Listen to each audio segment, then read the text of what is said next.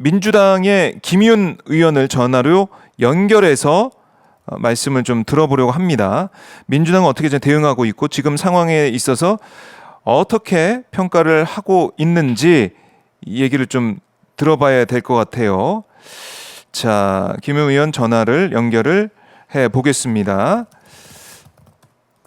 네, 김의훈 의원 전화 연결해 볼 텐데요. 지금 보건복지 소속이고요. 당 의료대란 대책특위 정책위원이기도 하죠. 뭐 의사 출신이기도 해서 의료 현장에 대한 생각을 또 많이 가지고 있을 것 같습니다. 자, 지금 뭐 어제도 정부에서 여러 가지 대책을 발표하고 군의관들 투입하겠다 이런 얘기도 하던데 이런 생각이 들어요. 군의관 투입되면 원래 군의관이 있어야 될 자리, 군부대, 그 현장 이런 것도 어떻게 될 것이냐. 아니 진짜 아랫돌 빼서 윗돌 개는 것처럼 그런 상황이 되면 결국 피해 보는 사람들이 나오는 게 아니냐 이런 목소리가 커질 수밖에 없어 보입니다. 그럴 때 거기에 대한 책임은 정부가 어떻게 질 것이냐라는 목소리가 커질 수밖에 없습니다. 자, 김의훈 의원 전화로 연결을 해 보겠습니다. 네, 김의훈 의원 전화 맞습니까? 네, 맞습니다. 네, 네, 의원님 안녕하십니까?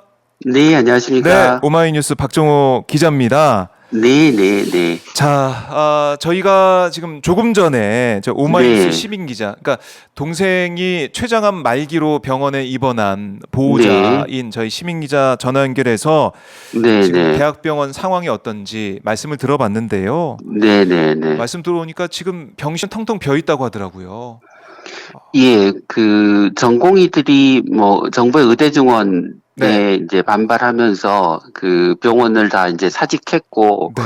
이제 병원에서 환자를 수술하고 돌볼 전공의가 빠져나가니까 그 이제 입원 환자 수가 예년에 비해서 지금 30-40% 가량 줄어 있는 상황입니다. 네. 자, 의사가 없어서 병실이 텅텅 비는 현실. 네. 이게 글쎄요. 뭐 의원님께서도 이제 의료 현장에 계시고 보셨겠지만은 대한민국 의료 현장에서 그동안 못 봤던 상황 아닙니까? 예, 뭐, 우리나라가 이제 의사가 부족해서 그 의사를 늘려야 되는 거는 뭐, 당연히 해야 될 일이긴 한데, 네. 이제 윤석열 정부가 그 의대 증원을 추진하는 과정에서 너무 일방적으로 이제 밀어붙이기 식의 그 아하. 정책을 취하니까 2,000명. 예, 의사들이 과하게 반발하고 있는 거죠. 그래서 네. 뭐 2,000명이라고 하는 숫자를 그 결정하는 과정도 이제 너무 사전 논의가 없었고 또 거기에 반발해서 전공의들이 이제 병원을 떠났는데 그러면 사실 숫자가 중요한 게 아니고 네. 의료 시스템을 어떻게 바꾸느냐 하는 의료 개혁이 중요한 거잖아요. 네. 그러면 전공의들이 돌아오게 하고 대한민국 의료 체계를 제대로 개혁하기 위해서 숫자를 줄이거나 뭐 양보하는 걸 충분히 할 수 있었을 텐데 예, 숫자만 고집하다가 오히려 대한민국 의료 체계를 지금 망가뜨리고 있는 게 아닌가 우려됩니다. 네. 그래요. 숫자만 고집하는 지금 정부의 모습은 문제가 있다. 이런 지적이신데요. 사실은 네네. 당장 이제 추석을 앞두고 응급실 뭐 제대로 갈 수가 있겠느냐 이런 우려가 국민들 사이에서 나오고 있습니다. 네, 어제 그렇습니다. 민주당에서도 대한응급학회 관계자들과 응급의료 비상사태 간담회까지 열었는데요. 어떤 논의들이 네. 오갔습니까? 지금 이제 응급실에서 그 환자를 보고 있는 전담 전문의들 또 외상센터에서 외상 환자를 보고 계신 분들이 나오셔서 네. 지금 전공의들이 떠나서 전문의들이 이제 일주일에 2-3번씩 당직 서가면서 환자를 보고 있는데 네. 너무 이제 지친다, 힘들다. 그리고 그렇게 해서 이제 환자를 받아도 실제 우리가 배후 진료라고 하는 환자를 수술하고 뭐 중환자실에서 환자를 진료해주고 할 그런 뭐 내과, 외과 의사들이 부족해서 환자를 맘 놓고 받을 수도 없는 상황이다. 음, 지금은 이제 어떻게 근근히 버티고 있지만 네. 얼마나 버틸 수 있을지 잘 모르겠다. 그리고 지금도 예전에는 지연되지 않던 응급 환자 진료들이 지연되면서 네. 그 온전하게 받을 수 있는 환자들에서 뭐 합병증이 생기고 음, 또 죽지 않을 환자들이 지금 죽어가는 상황이 아, 발생하고 있다. 이런 이제 취지 얘기들을 해주셨습니다. 그래요. 그러니까 의료 현장에 있는 의료진의 판단은 지금 심각하다. 지금 네네. 비상사태다 이렇게 얘기를 하고 있는데 정부는 계속해서 이제 문제가 없다는 입장인 것 같아요. 네. 뭐 애초에는 예. 대통령 기자회견에서 뭐 전혀 문제가 없다 네, 이렇게 네. 이제 얘기를 했다가 이제 한 발 물러서서 응급실 상황이 심각하니 이제 음, 정부가 대책을 마련해서 큰 문제가 없도록 하겠다 이렇게 아하. 얘기를 하면서도 예. 또 뭐 응급실 뺑뺑이로 인해서 예전에는 돌아가지 않을 환자들이 돌아가시고 있다라고 하는 사실은 또 부정하고 있는데요. 네. 이거는 저는 뭐 일종의 있는 문제를 그냥 없는 것으로 치부하는 일종의 정신 승리가 아닌가 싶고요. 아, 그렇게 한다고 해서 있는 문제가 없어지는 건 아닌 것 같습니다. 그래요. 그러니까 정부의 얘기를 들어보면 현재 전체 응급실 409곳 가운데 99%가 24시간 정상 운영되고 있다. 또 네, 27곳에서 병상을 축소하긴 했지만 대부분 문제없이 돌아가고 있다. 이렇게 네, 강조를 하고 있는데 이거 네. 맞습니까? 어떻습니까?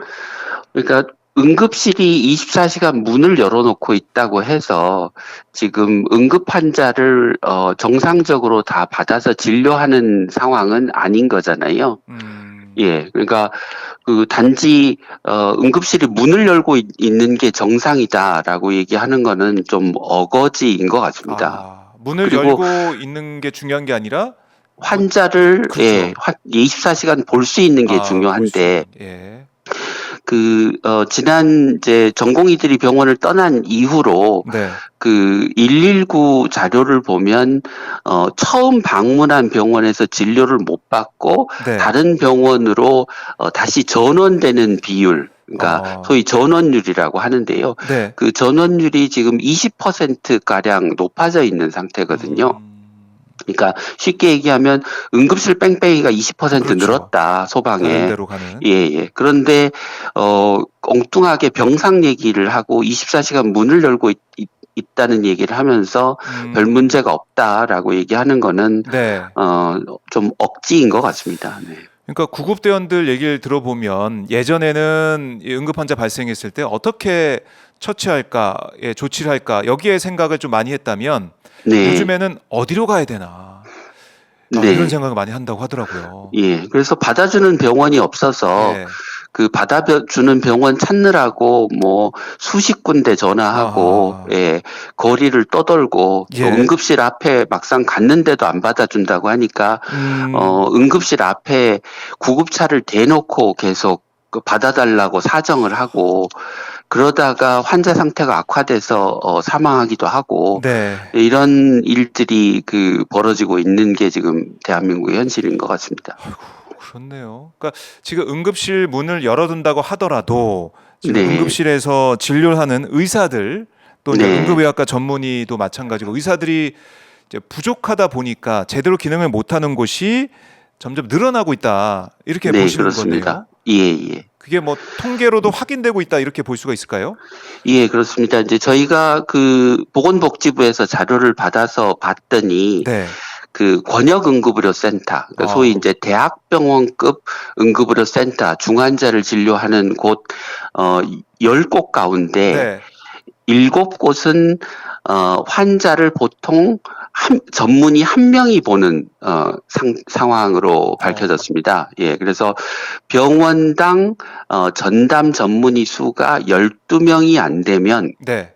이게 24시간 교대 근무를 해야 되기 때문에 예, 음, 한 명이 진료하는 상황들이 벌어지는 야간에 한 명 환자를 전문의 환자 혼자 보거나 이런 일들이 이제 벌어지고 있는 상황인데요. 네. 이게 이제 혼자 보는 것도 문제지만 혼자 보다 보면 이 계속 그 너무 체력적으로 과중하게 많은 환자를 봐야 되기 때문에 이제 오래 버틸 수 없는 문제들이 생기고 그렇죠. 또 응급 환자가 한 명 왔는데 다른 응급 환자가 오게 되면 이 동시에 두 명을 볼 수가 없지 않습니까? 그렇죠. 그러면 이제 환자도 제대로 치료를 못 받고 상태가 나빠지거나 사망하거나 하는 이런 일들이 벌어지고 있습니다. 그래서 지금 긴급하게 그 응급실에 전담 전문의 또 응급 환자를 뒤에서 최종 치료할 내과, 외과 의사, 소아과 의사를 늘리지 않으면 이게 대한민국의 그 응급의료 체계가 네. 점차 그 붕괴해가는 과정들을 밟을 거고 그 가운데 잘 손에 잡히지는 않겠지만 많은 국민들이 제대로 치료를 못 받고 상태가 악화되거나 사망하는 일이 점점 늘어날 것 같습니다. 그래서 뭐 이재명 대표가 그런 부분 응급실 뺑뺑이로 사망자가 증가했다라는 얘기도 했는데 거기에 대해서 대통령실은 의료진 사기 저하와 국민 불안을 증가시킬 수 있다. 또 이렇게 또 비판하더라고요. 어떻게 들으셨어요? 그러니까 앞서 말씀드린 것처럼 있는 문제를 그냥 눈을 돌리고 없다고 한다고 해서 문제가 없어지는 게 아니지 않습니까? 그러니까 지금이라도 현재의 그 엄중한 상황을 정확하게 직시하고 대책을 마련하는 그 노력과 논의를 해야 되는데 네. 그런 문제 없어요라고 부정하면 대책이 안 만들어지고 결국은 문제가 더 악화되지 않겠습니까? 네. 그래서 지금이라도 저는 대통령께서 이 현재 엄중한 상황을 부인하지 말고 정확하게 인식하고 대책을 내주시기를 기대해 봅니다. 네. 그래요. 뭐 대책을 내달라라고 의원님 말씀하셨지만 사실 윤 대통령 인식을 보면 응급실 네. 인력난이 의료개혁 과정에서 그러니까 이번에 의정 갈등 때문에 일어난 게 아니라 원래부터 그랬다. 뭐 이런 주장을 펼치는 것 같아요. 어떻게 들으셨습니까? 원래도 응급실에 인력이 부족해서 이제 이번 의료 대란 전에도 응급실 뺑뺑이가 있기는 했죠. 네. 예, 그런데 그 인력이 부족한 상황에서 전공의마저 이제 응급실을 비우고 떠나니까 네. 그 인력 부족 문제가 예전에 비해서 훨씬 심각한 상황이 된 거죠. 예, 그래서 앞서 제가 말씀드렸던 것처럼 119 자료를 보면 네. 응급실 뺑뺑이가 지금 20% 이상 늘었다는 통계가 나오고 있는데 이것도 지금 약간 과소 추계된 결과라고 저희는 생각을 하고 있습니다. 그러니까 그 이상 응급실 뺑뺑이가 늘어나고 있는 건데 옛날에 응급실 뺑뺑이가 있었다고 해서 지금 뭐 1.2배 이상 뺑뺑이가 늘었는데 네. 그게 의대 증원과 전공의의 사직과 그로 인한 그 응급실의 공백 문제가 아니다라고 부정하는 것도 굉장히 이상한 주장인 것 같습니다. 이상한 주장이다. 그래요. 근데 지금 어제 정부의 이 대책이랄까 이걸 보니까 전국 지자체의 이제 재난관리 기금을 적극 활용하고 또 응급실에 군의관과 공보위를 파견하는 그러니까 응급실 운영 정상에 나서겠다. 그러니까 추석 연휴 때 별 문제 없으니 걱정하지 말아달라 이런 정부의 입장 대책이 나왔습니다. 어떻게 평가하십니까? 뭐 당장의 그 초단기 대책으로는 정부가 필요한 조치를 취했다고 할 수 있을 텐데요. 네. 이제 문제는 그러면 그 230여 명 되는 군의관 공보위가 원래 놀고 있었던 게 아니지 않습니까? 그러면 공중보건의가 있던 시골에 있는 우리 노인들은 어떡하며 그 군의관의 진료를 받던 우리의 젊은 그 청년들은 어떻게 진료를 받을지 문제이지 않겠습니까? 그래서 당장 추석 연휴에 그 응급의료 문제를 해결하기 위해서는 뭐 그렇게 할 수는 있지만 이런 그 군의관 공보위를 데려다 쓰는 거를 뭐 몇 달씩 데려다 쓰면은 안 되는 거지 않습니까? 그렇죠. 다른데. 그러니까 그러면 응급실의 전문의를 늘리도록 하는 병원이 응급실에서 일할 전문의를 적극적으로 채용하게 만드는 정부의 대책이 있어야 되는 거죠. 예, 예. 이게 응급실 전담 전문의의 법적 기준을 올리고 네. 그에 상응하는 보상 체계를 만들고 그것을 뭐 지금 대학병원, 상급종합병원, 수련병원을 지정하는 그 지정과 연계해서 병원이 응급 환자 진료를 최우선적으로 하도록 만드는 게 저는 네. 필요하다고 생각합니다. 그래요. 그러니까 이게 이 의료 공백 사태가 이렇게 길어질 거라고는 아무도 뭐 상상을 못했던 상황 아니겠습니까? 네, 뭐 근데 대부분의 예, 분들이 그렇게 생각하셨죠. 예. 그러니까요. 근데 뭐 이주호 사회부총리 같은 경우는 지난주에 국민의힘 의원 연찬회 가가지고 네, 6개월만 버티면 이긴다. 뭐 기다려 달라. 이런 얘기를 했단 말이죠. 네, 네. 이 말씀 좀 어떻게 들으셨습니까, 의원님? 일단은 뭐 의사를 적으로 놓고 음, 이 정부가 정책을 한다는 게 적절한 방식이 아닐 것 같고요. 네, 그다음에 그런 정부, 그러니까 교육부 장관이 그런 태도를 보이면 저는 돌아오겠다고 마음을 먹은 전공의도 안 돌아올 것 같습니다.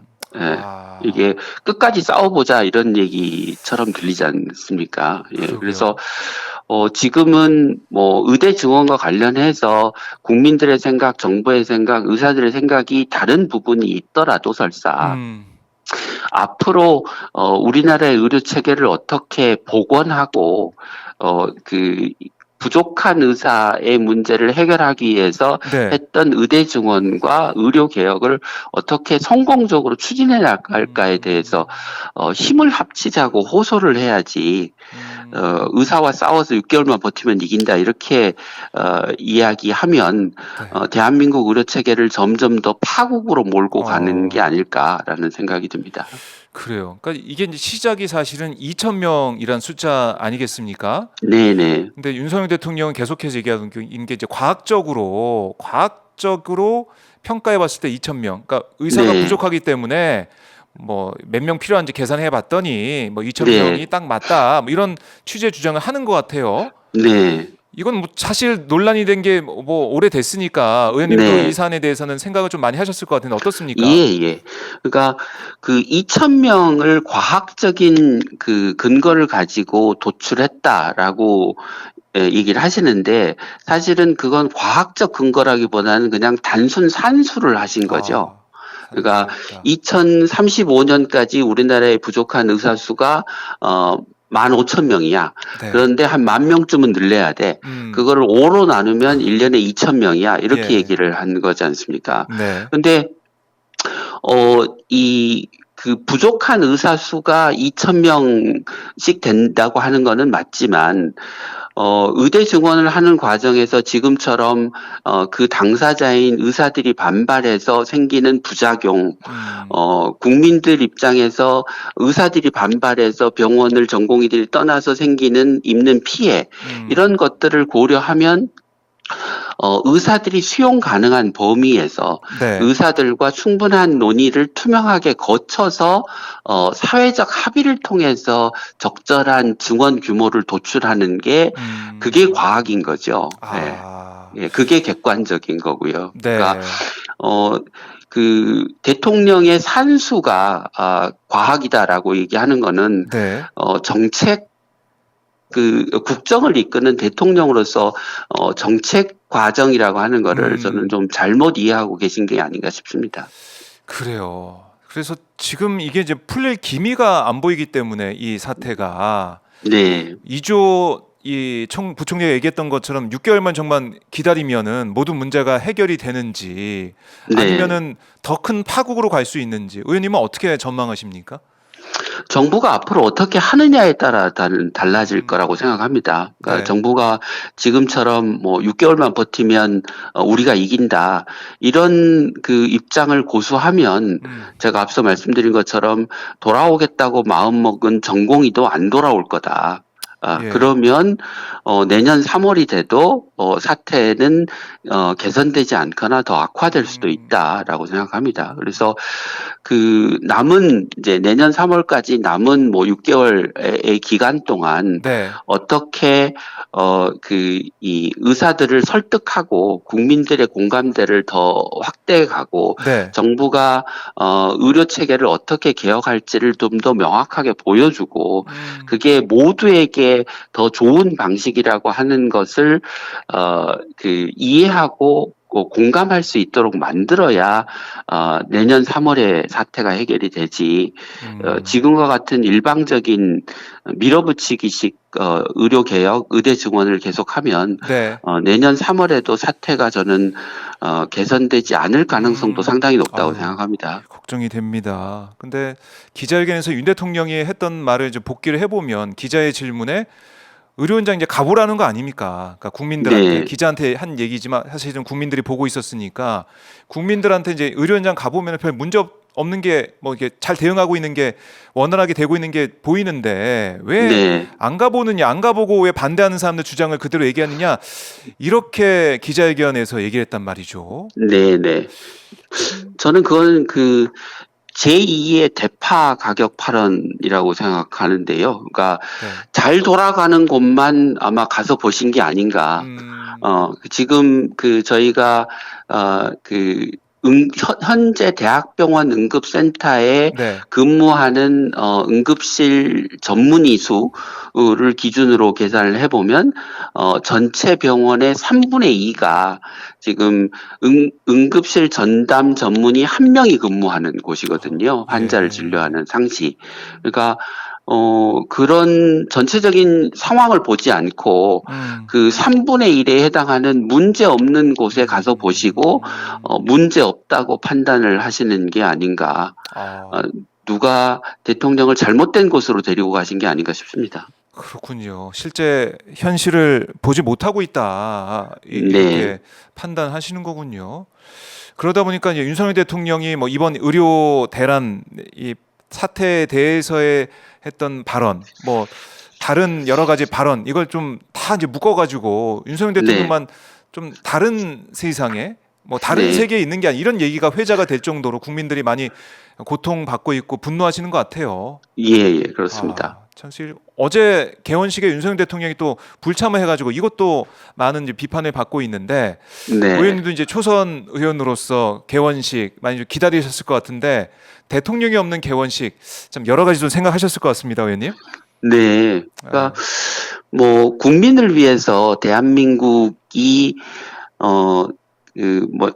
지금 의료 대안을 포함한 산적한 과제들을 해결하려면 정부와 국회가 긴밀하게 협력을 해야 하지 않겠습니까? 그렇죠. 그런데 국회의 협력을 구하고 국회를 설득해야 될 대통령이 개원식에 나오지 않았다는 것은 국회와의 협력을 통해서 국정을 성공적으로 이끌겠다는 의지가 아예 없는 거 아니냐. 일방적으로 정부의 힘만 가지고 네. 정책을 밀어붙이겠다는 거 아니냐. 그러면 결국 그 가운데 피해를 보는 거는 우리 국민들이지 않을까. 네.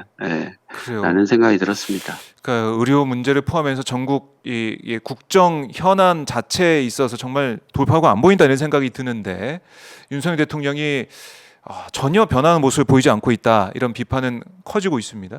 사실은 의원님 이제 복지위시니까 여당 의원도 있지 않습니까?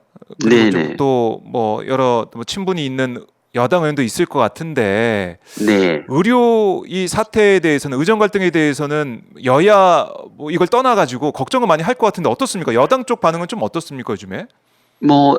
한동훈 대표도 현재 의료 대란이 굉장히 심각한 상황이다라고 이제 여러 차례 발언을 하셨고 여당의 보건복지위원회 위원들도 저는 비슷한 생각을 가지고 계신다고 생각합니다. 실제로 이제 대화를 나눠보면 그렇게 생각을 하고 계시고요. 그런데 이제 정부가 자기 입장만 고집하고 국회를 통해서 문제를 풀겠다는 생각이 없으니까 이 여당도 현재가 위기 상황이라고 생각하는데 예. 선뜻 나서서 어떤 정책을 제안하거나 또는 법을 제안하거나 또 현재 상황을 풀기 위한 어떤 제안들을 하는데 주저주저 하시는 것 같습니다. 예. 그렇지만 이제 지금처럼 상황이 계속되면 네. 이게 뭐 점점 더 상황이 심각해질 것이기 때문에 저는 여당도 대통령 눈치만 볼 게 아니라 네. 야당과 협력해서 국민을 위해서 해야 될 일은 좀 같이 힘을 모아서 했으면 좋겠다는 바람입니다. 그래요. 좀 여야가 따로 없는 사실 이게 제일 또 중요한 민생 현안인데 이게 가장 중요한 민생 현안이죠, 지금. 네. 참 이 여당이 또 역할을 해야 되는데 그 모습이 적극적인 모습이 안 보여서 여기에 대한 국민들의 안타까움도 분노도 커지는 것 같습니다. 네. 자, 뭐 의원님 이 상임위에서도 역할을 하셔야 될 것 같고 또 당에서도 이 의료 대란 대책 특위의 활동도 열심히 하셔야 될 것 같은데 네네. 이 당 특위 앞으로 어떤 활동을 하게 될지 좀 저희가 들어볼 수 있을까요?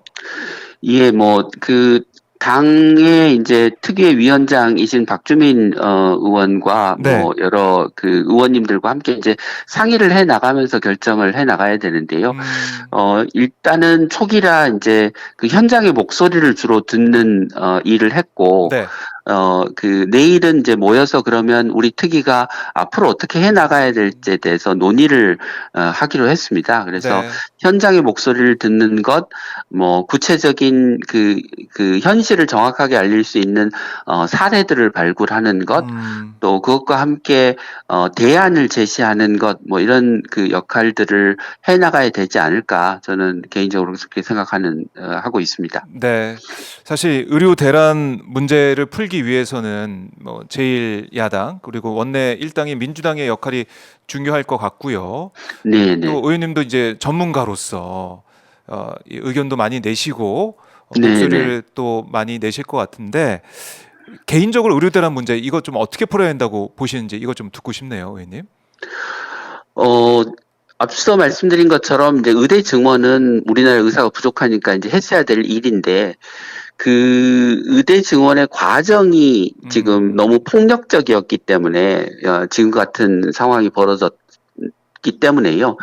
네. 앞으로의 의료 개혁의 과정을 투명하고 여러 이해 당사자가 모두 참여해서 네. 이게 일종의 사회적 합의에 근거해서 의료 개혁을 추진하는 우리가 큰 로드맵과 공론화의 체계를 만들어야 더 이상의 어떤 갈등의 네. 악화 없이 이 문제를 효과적으로 해결할 수 있을 거라고 저는 생각을 하고 있습니다. 그래서 저는 이제 지난 총선 초기부터 국회 공론화위원회를 만들어서 모든 이해 당사자가 참여해서 네. 이 의료 개혁을 10년 로드맵을 가지고 추진하자 이렇게 제안을 드린 바 있는데요.